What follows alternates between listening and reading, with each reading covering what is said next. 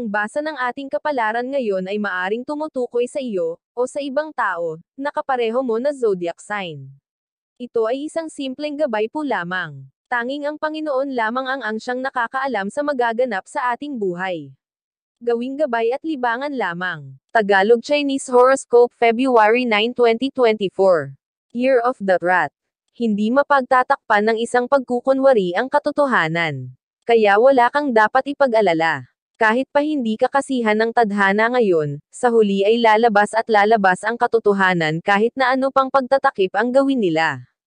Maswerteng numero, 3, 9, 12, 40. Year of the Ox. Nasa sayo ang mga katangian ng isang tunay na leader kaya hindi ka dapat mag-alinlangan na tanggapin ang alok sayo ng nakararaming miyembro. Makakaya mo silang pamunuan sa kabila ng mga nakaambang pagsubok. Maswerteng numero, 18, 32, 35, 56. Year of the Tiger. Higit kaninuman ay ikaw ang nakakaalam kung ano ang mas makakabuti para sa iyong mga anak kaya huwag kang mabahali sa gagawin mong pagpapasya.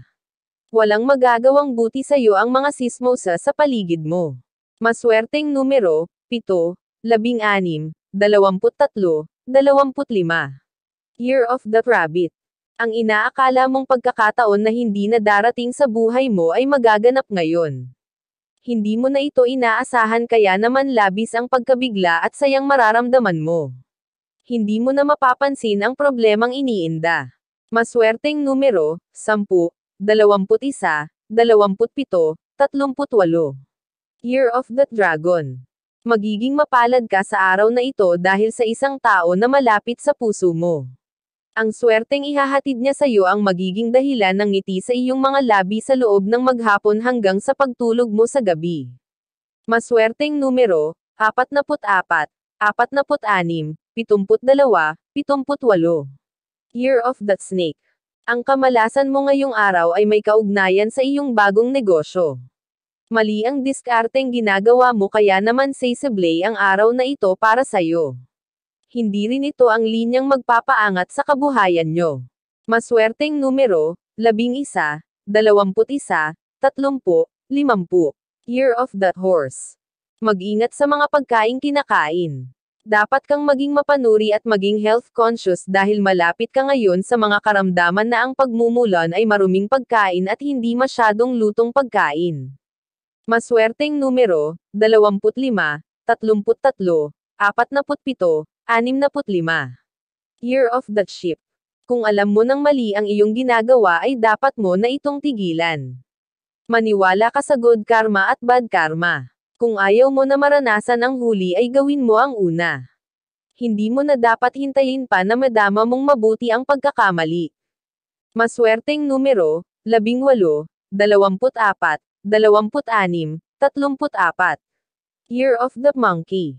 Malapit nang magwakas ang iyong paghihintay sa isang malaking biyaya kaya hindi ka na dapat mainip pa.